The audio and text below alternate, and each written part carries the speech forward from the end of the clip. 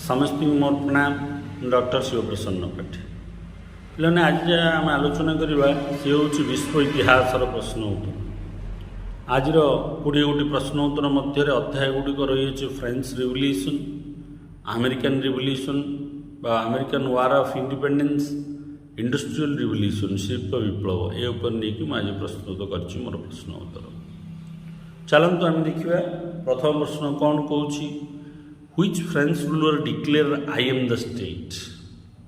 फ्रांसर कौ शासक निजको राज्य बोली कहते मु हूँ राज्य राज्य आ कि नुह मत जहाँ मु बुझेले राज्य।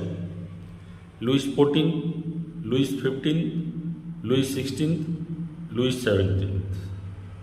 तो पे एक नंबर उत्तर हम लुइस 14। चतुर्दश लुई कहते मु हूँ राज्य बा मु कहली राज्य को बुझाए। तापर आम देखिए पे 2 नंबर प्रश्न the 7 Year War started during which ruler ruling period of France? Louis 14, Louis 15, Louis 16, Louis 17।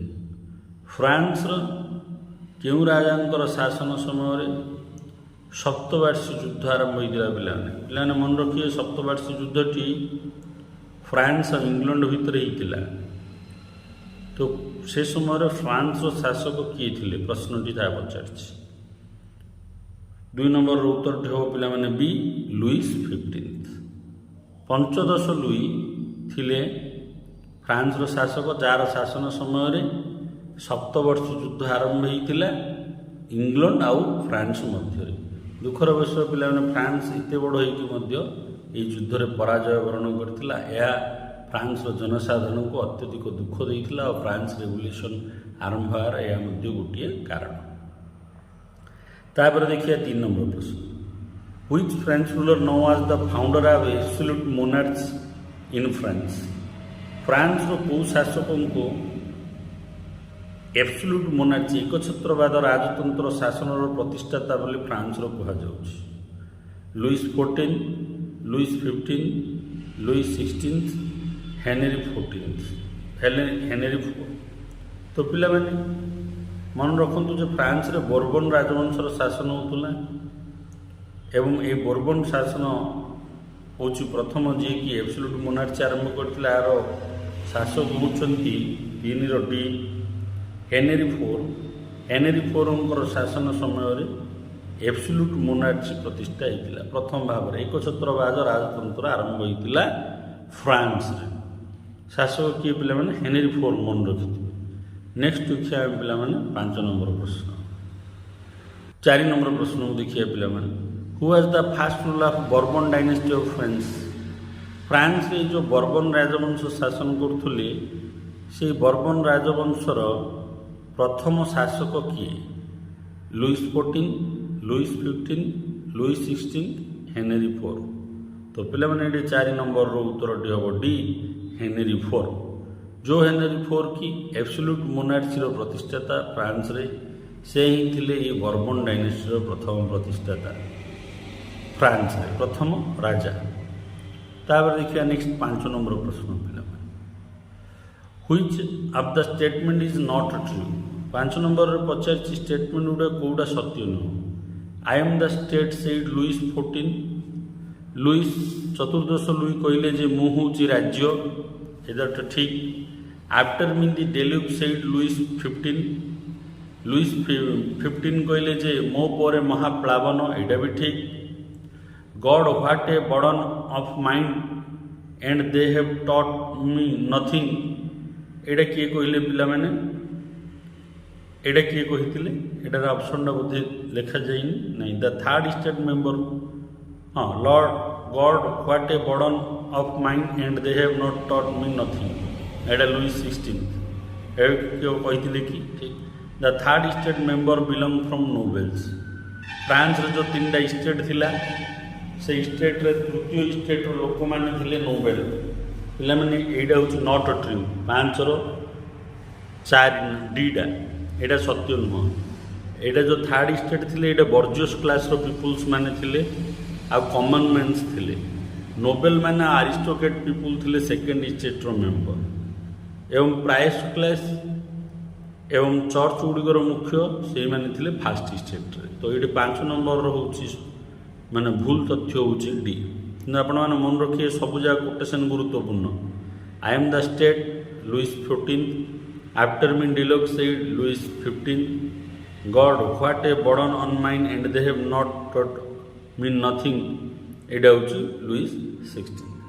तापर देखिए पिला माने 6 number Which class people were the owner of vast land estate in France? The clergy, the nobility, bourgeois, all of the above. France रो केउं श्रेणी लोक मान पाखे अत्यधिक जमी रही कृषि करने 6 नंबर उत्तर पिला माने हम बी द नोबेल्टी। जो सामंत माने थिले नोबेल व्यक्ति माने थिले से पाखे बहुत परिमाण जमी रही जाइथिला से माने से जमी गुड़ी कृषि क्षेत्र गुड़ी को लोक मान द्वारा चाष कराउथिले। तो ये 6 नंबर उत्तर पिला माने बी। तापर आम देखिए 7 नंबर प्रश्न who is the author of common sense? Adams, Thomas pen, James Otis, Patrick Henry. पिला माने जो कॉमन सेंस रो अर्थ होला ये गोटे बुक 26 द्वारा प्रकाश पाइथिला जहाँकि अमेरिकान 1 ରୁ 6 थिला फ्रांस रेवोल्यूशन रो 7 नंबर अमेरिका रो इंडिपेंडेंस जो वार हितिला सेइतरे गुरुत्वपूर्ण भूमिका करथिला कॉमन सेंस पुस्तकटी तार लेखक किए? 7 नंबर रो पिला माने उत्तरटी हबो B Thomas Paine. Thomas Paine जने लेखक चित्र माध्यम पुस्तकटी को से लिखिथिले ता ना होची कॉमन सेंस। कॉमन सेंस पुस्तक रचयिता किए थे थॉमस पेन। यही पुस्तक अमेरिका स्वाधीनता संग्राम अत्यंत गुरुत्वपूर्ण स्थान बहन करथिला। तापर आम देखिए नेक्स्ट प्रश्न 8 नंबर प्रश्न कौन होची in which year published the Boston news letter newspaper of America? America स्वाधीनता संग्राम रे गुरुत्वपूर्ण स्थान बहन करथिया गोटे खबर कागज होची बोस्टन न्यूज लेटर।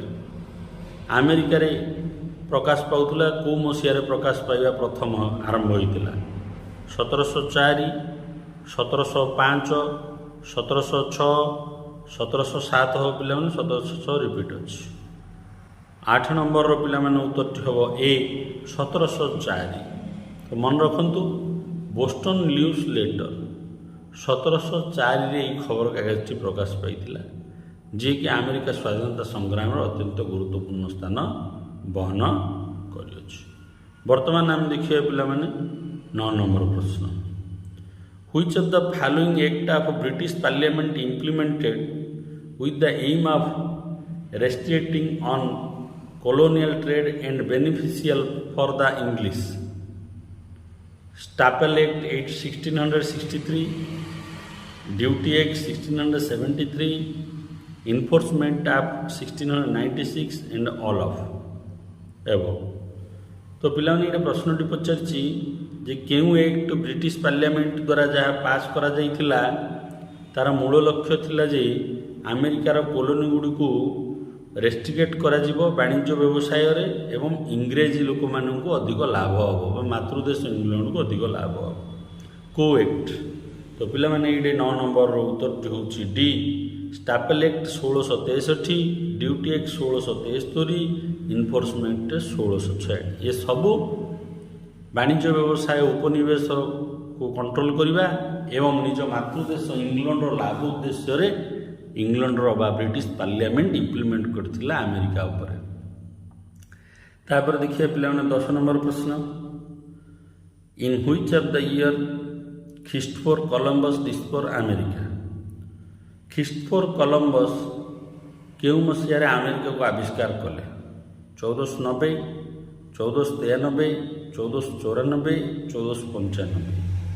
10 नंबर पिला माने उत्तरटी हबो ए 1490। 1490 मसीह क्रिस्टोफर कोलंबस अमेरिका को आविष्कार करदेले। तापर आम देखिए पिला 11 इन which year the first English settlement in America was established? केउ मसीह प्रथम थरे इंग्लिश सेटलमेंट अमेरिका रे आरंभ होइतिला? ମାନେ ସେମାନେ ରହିଥିଲେ ସତ, କିନ୍ତୁ ସେଟଲମେଣ୍ଟ କେବେ ଆରମ୍ଭ ହୋଇଥିଲା? 1607, 1608, 1609, 1610। 11 ନମ୍ବରର ଉତ୍ତରଟି ପିଲାମାନେ ହେବ ଏ 1607। 1607 ମସିହାରେ ଆରମ୍ଭ ହୋଇଥିଲା। ମନେ ପକାଇବେ ପିଲାମାନେ, ଜେମ୍ସ ଫାଷ୍ଟଙ୍କର ଶାସନରେ ବିତୁଷ୍ଟା ହେଇକିରି ଯେଉଁ ପ୍ୟୁରିଟିଆନ୍ସ ମାନେ ପଳାଇଥିଲେ ଇଂଲଣ୍ଡରୁ, ସେମାନେ ଯାଇକି ଆମେରିକାରେ ବସବାସ କରିଥିଲେ। ତାପରେ ଧୀରେ ଧୀରେ ଇଂଲଣ୍ଡର ଆମେରିକାରେ 13 ଗୋଟି କଲୋନି ପ୍ରତିଷ୍ଠା ହୋଇଥିଲା, କିନ୍ତୁ ପ୍ରଥମ ସେଟଲମେଣ୍ଟ 1607ରେ ହୋଇଥିଲା।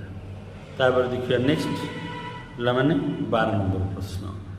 12 ନମ୍ବର ପ୍ରଶ୍ନ କ'ଣ କହୁଛନ୍ତି? In which of the year invention seed harvesting machine. Industrial ରିଭଲ୍ୟୁସନର ପ୍ରଶ୍ନ ପିଲାମାନେ, ଆପଣମାନଙ୍କ ୱାର୍ଲଡ ହିଷ୍ଟ୍ରି ସିଲାବସ୍ରୁ SSBର ମୁଁ କରିଛି। ଏଇଟାରେ ହାର୍ଭେଷ୍ଟିଂ ମେସିନ୍, ହାର୍ଭେଷ୍ଟିଂ ମାନେ କୃଷି ପାଇଁ ଯେଉଁ ସିଡ୍ସ, ମଞ୍ଜି ରୋପଣ, ବିହନ ରୋପଣ ମେସିନ୍ କିଏ ପ୍ରଥମେ ଆବିଷ୍କାର କରିଥିଲେ? କେଉଁ ମସିହାରେ ପ୍ରଥମେ ଆବିଷ୍କାର ହୋଇଥିଲା? 1839, 1840, 1841, 1842। ପିଲାମାନେ 12 ନମ୍ବରର ଉତ୍ତର ହେଉଛି ବି 1840 ମସିହାରେ ଇନଭେନ୍ସନ୍ ହୋଇଥିଲା ସିଡ୍ ହାର୍ଭେଷ୍ଟିଂ ମେସିନ୍, ମାନେ ମଞ୍ଜି ରୋଇବା ଯନ୍ତ୍ରଟିଏ। ତାପରେ ପିଲାମାନେ 13 number, who invented rotation of crops. ଅନେକ ଥର ପରୀକ୍ଷାରେ ଆସିଛି ରୋଟେସନ୍ ଅଫ୍ କ୍ରପ୍ସ। ଆର ଅର୍ଥ ହେଲା ପିଲାମାନେ, ଗୋଟିଏ ଫସଲ ଉତ୍ପାଦନ ପରେ କେଉଁ ଫସଲ ଉତ୍ପାଦନ କରିବା, ଗୋଟିଏ ପରେ ଗୋଟିଏ କ୍ରମାନ୍ୱୟ କ୍ରମେ ଉର୍ବରକୁ ଜମିର ବୃଦ୍ଧି କରିବା ପାଇଁ, ଉତ୍ପାଦନ ବୃଦ୍ଧି କରିବା ପାଇଁ ଏହି ପ୍ରଣାଳୀକୁ କୁହାଯାଉଛି ରୋଟେସନ୍ କ୍ରପ୍ସ। ଆକୁ କିଏ ପ୍ରଥମେ ଆବିଷ୍କାର କରିଥିଲେ? Marconi, Townsend, Graham Bell, Thomas Alva Edison. ତ ପିଲାମାନେ 13 ନମ୍ବରର ଉତ୍ତରଟି ହେବ B Townsend. Townsend rotation of crop ସିଷ୍ଟମଟାକୁ ଆବିଷ୍କାର କରିଥିଲେ। ତାପରେ ଆମେ ଦେଖିବା ପିଲାମାନେ 14 ନମ୍ବର ପ୍ରଶ୍ନ, who divide the method of making pucca road. Pucca road ପିଲାମାନେ, ଆପଣମାନେ ଏବେ ଯେଉଁ ଯିବା ଆସିବା କରୁଛନ୍ତି, ପକ୍କା ରୋଡ଼ର ପ୍ରଥମ ଆବିଷ୍କାର କିଏ କରିଥିଲେ ବା ପ୍ରଣାଳୀ ପ୍ରଥମେ କିଏ ପ୍ରୟୋଗ କରିଥିଲେ? Thomas Newcomen, James Watt, Davy Mac Adams. ତ ପିଲାମାନେ ଏଠି 14 ନମ୍ବରର ଉତ୍ତରଟି ହେବ ଡି ମେକ୍ ଆଦାମ୍ସ, ଯିଏକି ପ୍ରଥମେ ମେକିଂ ପକ୍କା ରୋଡ଼ ମେଥଡ଼ଟାକୁ ଆବିଷ୍କାର କରିଥିଲେ। ତାପରେ ଦେଖିବା ନେକ୍ସଟ ହେଉଛି ପିଲାମାନେ 15 ନମ୍ବର ପ୍ରଶ୍ନ, who introduced puddling and rolling of iron. କିଏ ପ୍ରଥମେ ପୁଡିଂ ଆଉ ରୋଲିଂ, ଆଇରନ୍ ମାନେ ଆଇରନ୍କୁ ଗୁଡ଼େଇକି ରଖିବା ବ୍ୟବସ୍ଥାକୁ ଆବିଷ୍କାର କରିଥିଲେ? Henry Bismarck, Henry Cort, Thomas Newcomen, James Watt. ତ ପିଲାମାନେ ଏଠି 15 ନମ୍ବରର ଉତ୍ତରଟି ହେବ ବି ହେନେରୀ କୋଟ୍, ଯିଏକି puddling and rolling of iron ପାଇଁ ପ୍ରୟାସ କରିକି ସଫଳ ହୋଇଥିଲେ। ତାପରେ ଆମେ ଦେଖିବା ପିଲାମାନେ 16 ନମ୍ବର ପ୍ରଶ୍ନ, who innovated spinning wool. Spinning ଉଲ୍କୁ କିଏ ଆବିଷ୍କାର କରିଥିଲେ? Richard Arkwright, Samuel Crompton, Edmund Cartwright, Eli Whitney. ପିଲାମାନେ 16ର ଉତ୍ତରଟି ହେବ ବି ସାମୁଏଲ କ୍ରମ୍ପଟନ୍, ଯିଏକି ଆବିଷ୍କାର କରିଥିଲେ ସ୍ପିନିଂ ମୁଲ୍ ଯନ୍ତ୍ରଟି। ଅତ୍ୟନ୍ତ ଗୁରୁତ୍ୱପୂର୍ଣ୍ଣ ପ୍ରଶ୍ନ ପିଲାମାନେ, ପରୀକ୍ଷାରେ ଆସିଛି ଆଗରୁ ବି। ତାପରେ ଦେଖିବା ନେକ୍ସଟ 17 ନମ୍ବର ପ୍ରଶ୍ନ। 17 ନମ୍ବର ପ୍ରଶ୍ନ କ'ଣ କହୁଛି? Renaissance is a word of. ରେନେସାଁର ପ୍ରଶ୍ନ ପିଲାମାନେ, ଆଉ 4ଟି ପ୍ରଶ୍ନ। ରେନେସାଁ ଶବ୍ଦଟା ଗୋଟିଏ ଇଟାଲୀ ଶବ୍ଦ, ଜର୍ମାନୀ ଶବ୍ଦ, ୟୁନାଇଟେଡ୍ କିଙ୍ଗଡମ୍ ବା ବ୍ରିଟିଶ ଶବ୍ଦ ବା ଫ୍ରେଞ୍ଚ ଶବ୍ଦ। କେଉଁ ଶବ୍ଦ ପିଲାମାନେ, କେଉଁ ଶବ୍ଦରୁ ଆସିଛି ରେନେସାଁ ଶବ୍ଦ? 17 ନମ୍ବରର ଉତ୍ତରଟି ପିଲାମାନେ ହେଉଛି ଡି ଫ୍ରେଞ୍ଚ। ନବଜାଗରଣ ଶବ୍ଦଟି ଫରାସୀ ଶବ୍ଦରୁ ଅଣାଯାଇଛି, ଫ୍ରେଞ୍ଚ ୱାର୍ଡଟା ପିଲାମାନେ। ତାପରେ ଦେଖିବା ପିଲାମାନେ 18, which of the sultan victory over Constantinople.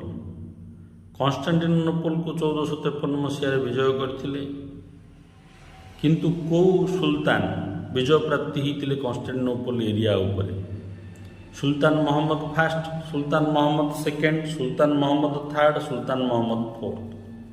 18ର ପିଲାମାନେ ଉତ୍ତରଟି ହେବ ବି ସୁଲତାନ ମହମ୍ମଦ ସେକେଣ୍ଡ। ଏହି ସୁଲତାନ ଜଣକ କନଷ୍ଟାଣ୍ଟିନୋପୋଲକୁ 1453ରେ ବିଜୟ ପ୍ରାପ୍ତ କରିଥିଲେ, ଯାହାଫଳରେ କି ରେନେସାନ୍ସ ଆସିଥିଲା। ସେ ଏରିଆରୁ ଗୁଣି ଲୋକମାନେ ପଳାଇ ଯାଇଥିଲେ, ଇଟାଲୀରେ ବସବାସ କରିଥିଲେ। ତାପରେ ଆମେ ଦେଖିବା 19 ନମ୍ବର ପ୍ରଶ୍ନ, who coined first time industrial revolution word? କିଏ ପ୍ରଥମେ ଇଣ୍ଡଷ୍ଟ୍ରିଆଲ ରିଭଲ୍ୟୁସନ୍ ଶବ୍ଦଟିକୁ ଉଚ୍ଚାରଣ କରିଥିଲେ? August Blanqui, Arnold Toynbee, George third, none of the above. 19ର ଉତ୍ତର ହେଉଛି ପିଲାମାନେ ଏ ଅଗଷ୍ଟ ବେଲେଙ୍କି, ଯିଏକି ପ୍ରଥମ ଥର ପାଇଁ କଏନ୍ କରିଥିଲେ ଶିଳ୍ପ ବିପ୍ଳବ ଶବ୍ଦଟିକୁ ଉଚ୍ଚାରଣ କରିଥିଲେ। ତାପରେ ଅନ୍ୟମାନେ କରିଛନ୍ତି ବି, କିନ୍ତୁ ଇଏ ଉଚ୍ଚାରଣ କରିବାର ପ୍ରଥମ ବ୍ୟକ୍ତି ଅଗଷ୍ଟ ବେଲେଙ୍କି। ତାପରେ ଆମେ ଦେଖିବା ଏ ଭିଡ଼ିଓର ଶେଷ ପ୍ରଶ୍ନ, 20 ନମ୍ବର ପ୍ରଶ୍ନ, in which year industrial revolution start in Germany? Industrial revolution ତ ପ୍ରଥମ ପିଲାମାନେ ଇଂଲଣ୍ଡରେ ଆରମ୍ଭ ହୋଇଥିଲା, କିନ୍ତୁ ତାପରେ ଅନ୍ୟାନ୍ୟ କେଉଁ ଦେଶରେ ଆରମ୍ଭ ହୋଇଥିଲା? ତ ଏଠି ଜର୍ମାନୀରେ କେବେ ଆରମ୍ଭ ହୋଇଥିଲା ଇଣ୍ଡଷ୍ଟ୍ରିଆଲ ରିଭଲ୍ୟୁସନ୍? 1850, 1851, 1852, 1853। ତ ପିଲାମାନେ 20 ନମ୍ବରର ଉତ୍ତର ଖଣ୍ଡିକ ହେବ ଏ 1850 ମସିହାରେ ଜର୍ମାନୀରେ ଶିଳ୍ପ ବିପ୍ଳବ ଆରମ୍ଭ ହୋଇଥିଲା। ମୁଁ ଆଶା କରୁଛି ମୋର ଏହି ଆଲୋଚନା ଆପଣମାନଙ୍କର ଆଗାମୀ ପ୍ରତିଯୋଗିତାମୂଳକ ପରୀକ୍ଷାରେ ଉତ୍ତମ ସଂଖ୍ୟା ରଖିବାରେ ସହାୟକ ହେବ। ଭିଡ଼ିଓକୁ ଲାଇକ୍ କରନ୍ତୁ, ଚ୍ୟାନେଲକୁ ସବସ୍କ୍ରାଇବ୍ କରନ୍ତୁ ଏବଂ ସମସ୍ତ ପ୍ରତିଯୋଗିତାମୂଳକ ଗ୍ରୁପରେ ସେୟାର କରନ୍ତୁ। ବନ୍ଦେ ମାତରମ୍।